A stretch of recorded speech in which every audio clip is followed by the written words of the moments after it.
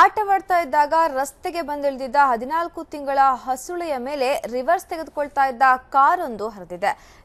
ಮಗು ಆದ್ರೂ ಕೂಡ ಪವಾಡ ಸದೃಶ ರೀತಿಯಲ್ಲಿ ಬದುಕುಳಿದಿದೆ. ಈ ವಿಸ್ಮಯಕಾರಿ ಘಟನೆ ಬೆಂಗಳೂರಿನ ಜೆಪಿ ನಗರದ 5ನೇ ಹಂತದಲ್ಲಿ ಮೇ 18ರ ಸಾಯಂಕಾಲ ಸಂಜೆ 4 ಗಂಟೆಗೆ ಸಂಭವಿಸಿದ್ದು. ಸಿಸಿಟಿವಿಯಲ್ಲಿ ಆ ಒಂದು ದೃಶ್ಯ ರೆಕಾರ್ಡ್ ಆಗಿತ್ತು. ಅದು ಈಗ ಲಭ್ಯ ಆಗಿದೆ. ಮನೆಯ ವರಾಂಡದಲ್ಲಿ ಆಟವಾಡ್ತಾ ಇದ್ದಂತ ಮಗು ರಸ್ತೆಗೆ ಬಂದಿದೆ. ಅದೇ ವೇಳೆಗೆ ರಸ್ತೆಯಲ್ಲಿ ಕಾರು ಚಾಲಕನೊಬ್ಬ ರಿವರ್ಸ್ ತೆಗಿತಾ ಇರ್ತಾನೆ ಕಾರನ್ನ. ಆದ್ರೆ ಅಚಾನಕ್ ಆಗಿ ಮಗು ರಸ್ತೆಗೆ ಬಂದಿರೋದು ಆತನಿಗೆ ಗೊತ್ತಾಗಿರೋದಿಲ್ಲ. ಕಾರ್ ರಿವರ್ಸ್ ತೆಗೆಯುವ ವೇಳೆ ಹಿಂಭಾಗದ ಚಕ್ರ ಮಗುವಿನ ಮೇಲೆ ಹರಿದ್ರೂ ಕೂಡ ಮಗು ಪವಾಡ ಸದೃಶದಂತೆ ಬದುಕುಳಿದಿದೆ. ಆ ಒಂದು ದೃಶ್ಯವನ್ನ ನೀವೀಗ ನೋಡ್ತಾ ಇದ್ದೀರಾ.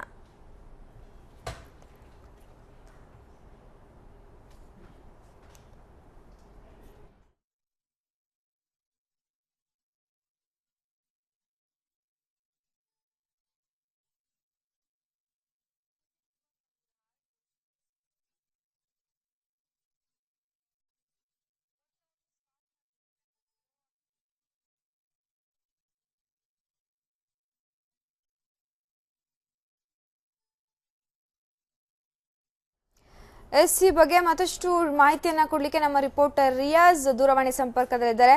ರಿಯಾಜ್, ದೃಶ್ಯ ನೋಡ್ತಾ ಇದ್ವಿ, ಬಟ್ ಅದು ಕ್ಲಿಯರ್ ಆಗ್ತಾ ಇಲ್ಲ. ಮಗುವಿನ ಮೇಲೆ ಕಾರ್ ಹರಿದಿದ್ಯಾ ಅಥವಾ ಜಸ್ಟ್ ಮಿಸ್ ಆಗಿದ್ಯಾ, ಹೆಂಗೆ ಅಂತ?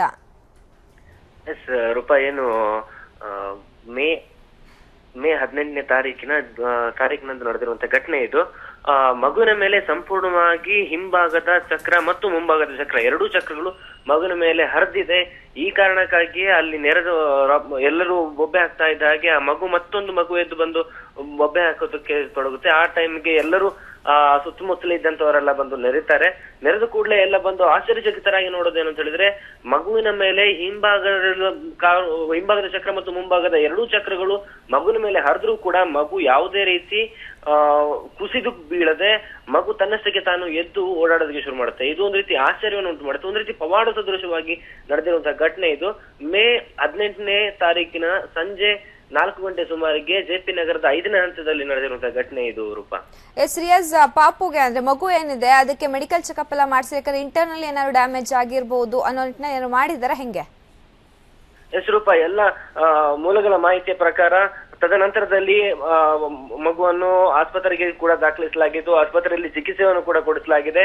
ಯಾವುದೇ ರೀತಿಯ ಮೇಜರ್ ಯಾವುದೇ ರೀತಿಯ ಗಂಭೀರ ಗಾಯಗಳಾಗಿರ್ಲಿ ಏನು ಕಂಡು ಬಂದಿಲ್ಲ ಎಂಬ ಸುದ್ದಿಗಳು ಅವರ ಮೂಲಗಳಿಂದ ಬರ್ತಾ ಇರುವಂತದ್ದು. Roopa, okay, thank you Riyaz ತಮ್ಮ ಡೀಟೇಲ್ಸ್ಗಾಗಿ.